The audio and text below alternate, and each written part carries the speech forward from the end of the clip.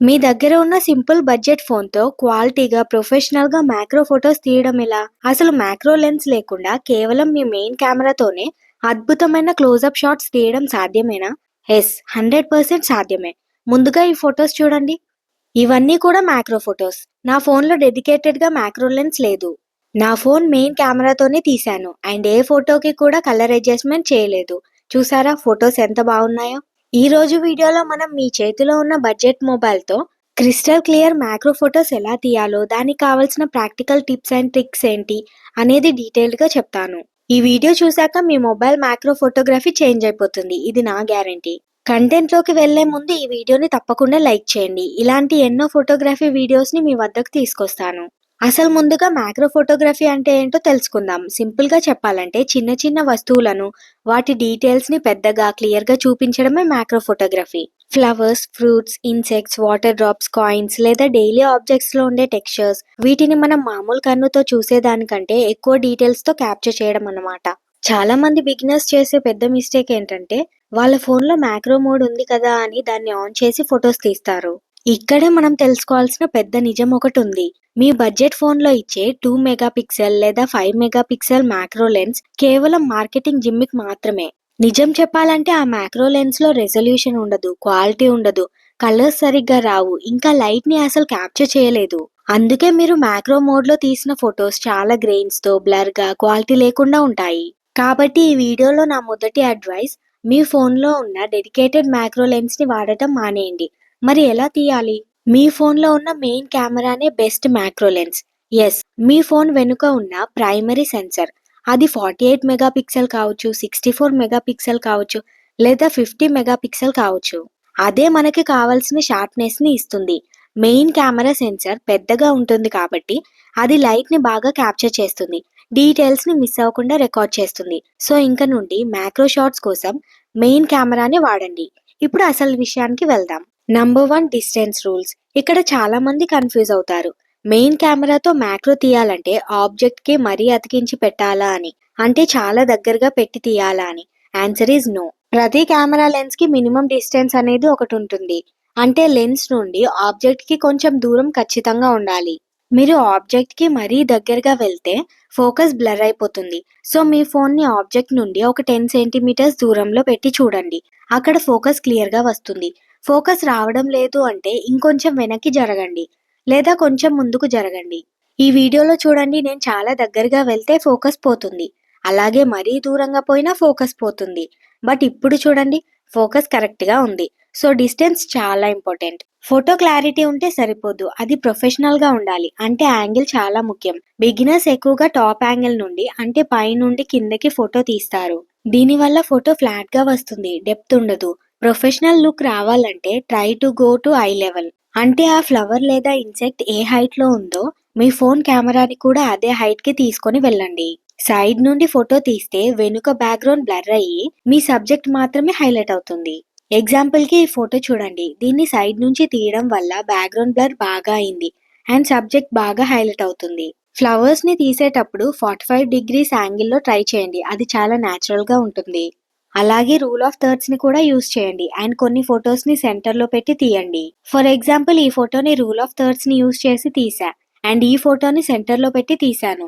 And ఈ ఫోటోని full ఫ్రేమ్‌లో తీసా. సో ఇలా కాంపోజిషన్‌ని యూజ్ చేస్తే ఇంకా బెటర్ విజువలైజేషన్ ఉంటుంది. అండ్ గ్రిడ్స్ గురించి, రూల్ ఆఫ్ థర్డ్స్ గురించి సెపరేట్‌గా వీడియోస్ చేశాను. మన ఛానల్‌లో ఉన్నాయి. ఈ వీడియో అయిపోయిన తర్వాత వాటిని కూడా చూడండి. నెక్స్ట్, ఫోటోగ్రఫీలో లైటింగ్ ప్రాణం లాంటిది. మ్యాక్రో ఫోటోగ్రఫీలో ఇది ఇంకా ముఖ్యం. డే లైట్‌లో, అంటే నేచురల్ సన్‌లైట్‌లో ఫోటోస్ తీయడానికి ట్రై చేయండి. డైరెక్ట్ సన్‌లైట్ కంటే మార్నింగ్ 7 నుండి 9 మధ్యలో లేదా ఈవినింగ్ 4 నుండి 6 మధ్యలో వచ్చే సాఫ్ట్ సన్‌లైట్ చాలా బాగుంటుంది. హార్ష్ సన్‌లైట్‌లో తీస్తే నీడలు, అంటే షాడోస్ పడతాయి. నేను తీసిన ఫోటోస్ అన్నీ మార్నింగ్ టైంలోనే తీశాను. ఇంకొక విషయం, ఫ్లాష్ అస్సలు వాడొద్దు. మ్యాక్రో షాట్స్‌లో ఫ్లాష్ వాడితే ఆబ్జెక్ట్ ఫ్లాట్‌గా అయిపోతుంది, అన్‌న్యాచురల్‌గా ఉంటుంది. ఒకవేళ లైట్ తక్కువ ఉంటే వేరే ఫోన్ టార్చ్‌ని కొంచెం దూరం నుండి లైట్ సోర్స్‌గా వాడండి. అంతేకాని కెమెరా ఫ్లాష్ మాత్రం వాడొద్దు. బట్ నా సజెషన్ ఏంటంటే లైటింగ్ బాగున్నప్పుడే మ్యాక్రో ఫోటోస్‌ని తీయండి. ఇప్పుడు ఒక సీక్రెట్ టెక్నిక్ చెప్తా. దీన్నే డిజిటల్ జూమ్ హ్యాక్ అంటారు. మీరు ఆబ్జెక్ట్‌కి మరీ దగ్గరగా వెళ్లకుండా కొంచెం దూరంగా ఉండి ఫోన్‌లో 1.5x నుండి 2x వరకు జూమ్ చేయండి. ఎందుకంటే మెయిన్ కెమెరా హై రెజల్యూషన్ కాబట్టి 2x జూమ్ చేసినా క్వాలిటీ పెద్దగా తగ్గదు. ఇలా జూమ్ చేయడం వల్ల 2 లాభాలున్నాయి. ఒకటి, మీ ఫోన్ నీడ ఆబ్జెక్ట్ మీద పడదు. 2, బ్యాక్గ్రౌండ్ బాగా కంప్రెస్ అయ్యి డిఎస్ఎల్ఆర్లో వచ్చిన బొకే ఎఫెక్ట్ అంటే బ్యాక్గ్రౌండ్ బ్లర్ బాగా వస్తుంది. ఇన్ కేస్ మీ ఫోన్లో ఆప్టికల్ జూమ్ ఉంటే 3x జూమ్ చేసి ఫొటోస్ని తీసుకోండి. ఇంకా బెటర్ విజువలైజేషన్ ఉంటుంది. నేను తీసిన ఫొటోస్ని క్యాప్చర్ చేసింది 1x, 2x, 3xలో. బికాజ్ నా ఫోన్లో ఓఐఎస్ ఉంది. ఫర్ ఎగ్జాంపుల్ ఈ ఫోటోని 1xలో తీశాను అండ్ ఇది 2xలో, ఇది 3xలో. కానీ గుర్తుపెట్టుకోండి, మీ ఫోన్లో డిజిటల్ జూమ్ మాత్రమే ఉంటే 2x కంటే ఎక్కువ జూమ్ చేయొద్దు. ఫోటో క్వాలిటీ పడిపోయే ఛాన్స్ ఉంది. మ్యాక్రో షాట్స్లో ఫోకస్ మిస్ అవ్వడం చాలా కామన్. అందుకే స్క్రీన్ మీద మీ సబ్జెక్ట్ ఎక్కడ ఉందో అక్కడ ఫింగర్తో ట్యాప్ చేయండి. ఇంకా బెటర్ రిజల్ట్ కావాలంటే ఫోకస్ చేసిన చోట లాంగ్ ప్రెస్ చేసి పట్టుకోండి. అప్పుడు స్క్రీన్ మీద ఏఈ ఆర్ ఏఎఫ్ లాక్ అని వస్తుంది. అంటే ఫోకస్ మరియు ఎక్స్పోజర్ లాక్ అయిపోయినాయి అని అర్థం. ఇప్పుడు మీ చేయి కొంచెం కదిలినా కూడా ఫోకస్ మారదు. ఇది చాలా ఇంపార్టెంట్ ఫీచర్, ఖచ్చితంగా వాడండి. మ్యాక్రో ఫొటోస్లో చిన్న షేక్ వచ్చినా మొత్తం ఫోటో బ్లర్ అయిపోతుంది. మీ దగ్గర ట్రైపాడ్ లేకపోతే మీ చేతులను స్థిరంగా పెట్టుకోవడానికి ట్రై చేయండి. మీ ఎల్బోస్ని మీ బాడీకి ఆనించి పట్టుకోండి లేదా ఫోన్ని ఏదైనా ఒక దగ్గర స్టేబుల్గా పెట్టి ఫోటో తీయండి. ఇంకో చిన్న ట్రిక్ ఏంటంటే షట్టర్ బటన్ నొక్కేటప్పుడు ఫోన్ కదిలే ఛాన్స్ ఉంది. అందుకే 2 సెకండ్స్ ఆర్ 3 సెకండ్స్ టైమర్ పెట్టుకోండి. అప్పుడు మీరు క్లిక్ చేసిన తర్వాత ఫోన్ స్టేబుల్ అయ్యాక ఫోటో క్యాప్చర్ అవుతుంది. ఇప్పుడు కొన్ని ప్రాక్టికల్ ఎగ్జాంపుల్స్ చూద్దాం. ఫ్లవర్ ఫొటోస్ని తీసేటప్పుడు ఫ్లవర్ మధ్యలో ఉండే పొల్లెన్ గ్రెయిన్స్ మీద ఫోకస్ పెట్టండి. అక్కడే డీటెయిల్స్ ఎక్కువ ఉంటాయి. ఆకుల్ని తీసేటప్పుడు లైట్ వెనుక నుండి వచ్చేలా చూసుకోండి. అప్పుడు ఆకులో ఉన్న లీఫ్లెట్ టెక్స్చర్స్ క్లియర్గా కనిపిస్తాయి. ఎగ్జాంపుల్కి ఈ ఫోటో చూడండి. ఈ ఆకులో ఉన్న లీఫ్లెట్స్ ఎంత బాగా కనిపిస్తున్నాయో. అంటే ఆకుకి ఒక డైరెక్షన్లో లైట్ ఉంటే దానికి ఆపోజిట్ డైరెక్షన్లో కెమెరా ఉండాలి. లైట్కి కెమెరాకి మధ్యలో ఆకు ఉండాలి. అప్పుడే ఇలాంటి ఫొటోస్ వస్తాయి. ఈవినింగ్ లేదా మార్నింగ్లో మాత్రమే ఇది పాసిబుల్ అవుతుంది. ఆఫ్టర్నూన్ లైట్ని అవాయిడ్ చేయండి. ఇన్సెక్ట్స్ని తీసేటప్పుడు వాటిని డిస్టర్బ్ చేయకుండా నేను చెప్పిన 2x జూమ్ టెక్నిక్ వాడండి. ఆప్టికల్ జూమ్ ఉంటే 3x జూమ్ వాడండి. ఈ తూనిగను ఫోటో తీయడానికి చాలా టైం పట్టింది. దీనికోసం నేను బర్స్ట్ మోడ్ని యూజ్ చేశాను. బర్స్ట్ మోడ్ ఎక్కువ ఫొటోస్ని ఒకేసారి క్యాప్చర్ చేస్తుంది. ఫోటోగ్రఫీ టిప్స్ అని వీడియో చేశాను. అందులో దీని గురించి చెప్పాను. దాన్ని కూడా చూడండి, అర్థమవుతుంది. ఫుడ్ ఫోటోగ్రఫీ చేస్తుంటే ప్లేట్ మొత్తం కాకుండా ఫుడ్లో ఉన్న టెక్స్చర్ని క్లోజప్లో తీయండి. చాలా టెంప్టింగ్గా ఉంటుంది. మీ ఫోన్లో pro mode or expert mode ఉంటే దాన్ని ఖచ్చితంగా వాడండి. ఇందులో మాన్యువల్ ఫోకస్ అని ఉంటుంది. దాన్ని ట్యాప్ చేస్తే ఒక స్లైడర్ కనిపిస్తుంది. ఆ స్లైడర్ని కరెక్ట్గా అడ్జస్ట్ చేయండి. అప్పుడు మీ సబ్జెక్ట్కి పర్ఫెక్ట్ ఫోకస్ ఉంటుంది. ఈ వీడియోలో చూసారుగా అలా. ఇది ఆటోమేటిక్ ఫోకస్ కంటే చాలా బెటర్గా వర్క్ అవుతుంది. అలాగే ఐఎస్ఓని తక్కువకి పెట్టుకోండి. అప్పుడే ఫోటోలో గ్రెయిన్స్ రావు. షట్టర్ స్పీడ్ని, లైట్ని బట్టి అడ్జస్ట్ చేసుకోండి. ప్రీవియస్ వీడియోలో ప్రోమోడ్ గురించి చెప్పాను. ఆ ప్రోమోడ్ మ్యాక్రో ఫోటోగ్రఫీకి చాలా యూజ్ అవుతుంది. ఒకసారి ఆ వీడియో చూడండి. అందులో ఉన్న ఆప్షన్స్ గురించి మీకు క్లారిటీ వస్తుంది. బిగినర్స్ చేసే కామన్ మిస్టేక్స్లో మొదటిది లెన్స్ క్లీన్ చేయకపోవడం. ఫోటో తీసే ముందు లెన్స్ని క్లీన్ క్లాత్తో తుడవండి. మీ లెన్స్ మీద ఆయిల్ మార్క్స్ ఉంటే ఫోటో మిల్కీగా, క్లారిటీ లేకుండా వస్తుంది.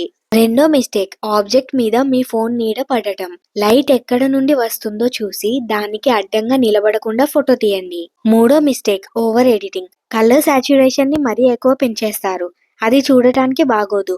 ఫోటో తీసాక ఎడిటింగ్ కూడా ఇంపార్టెంట్. లైట్ రూమ్, మొబైల్ అలాగే స్నాప్సీడ్ లాంటి యాప్స్ వాడండి. మ్యాక్రో ఫొటోస్కి టెక్స్చర్ మరియు క్లారిటీ ఆప్షన్స్ని కొంచెం పెంచండి. దీనివల్ల డీటెయిల్స్ బాగా హైలైట్ అవుతాయి. షార్ప్నింగ్ని కూడా లైట్గా పెంచండి. నాయిస్ రిడక్షన్ని అవసరమైతేనే వాడండి, లేకపోతే డీటెయిల్స్ మరీ స్మూత్గా అయిపోతాయి. క్రాప్ చేసేటప్పుడు సబ్జెక్ట్ సెంటర్లో లేదా రూల్ ఆఫ్ థర్డ్స్ ప్రకారం గ్రిడ్ లైన్స్ యూజ్ చేసి క్రాప్ చేయండి. 1xలో ఫోటోని తీసి క్రాప్ చేయండి, పర్ఫెక్ట్గా ఉంటుంది. అన్నిటికీ అలా చేయకండి. అలాగే ఒకే సబ్జెక్ట్ని మల్టిపుల్ టైమ్స్ క్యాప్చర్ చేయండి. బెస్ట్గా ఉన్న ఫోటోని ఉంచుకొని క్వాలిటీ లేని ఫోటోని డిలీట్ చేయండి. సో గుర్తుపెట్టుకోండి, simple formula: good light, correct distance, sharp focus మరియు స్టెబిలిటీ. And lastly composition. ఈ 5 ఉంటే చాలు, మీ మ్యాక్రో ఫోటో అదిరిపోతుంది. చివరిగా ఒకటి చెప్తా, కెమెరా కంటే కెమెరా వెనక ఉన్న మనిషి ముఖ్యం. మీ బడ్జెట్ ఫోన్తోనే మీరు వండర్స్ క్రియేట్ చేయొచ్చు. ఈ టిప్స్ని ఈ రోజే ప్రాక్టీస్ చేయండి. ఫ్లవర్స్, వాటర్ డ్రాప్స్, ఇంట్లో ఉండే చిన్న చిన్న వస్తువులపై ప్రయోగం చేయండి. ఈ వీడియో మీకు హెల్ప్ అయింది అనుకుంటున్నా. అలాగే మీకు ఏదైనా డౌట్స్ ఉంటే కమెంట్ సెక్షన్లో పెట్టండి. Happy clicking. Thanks for watching.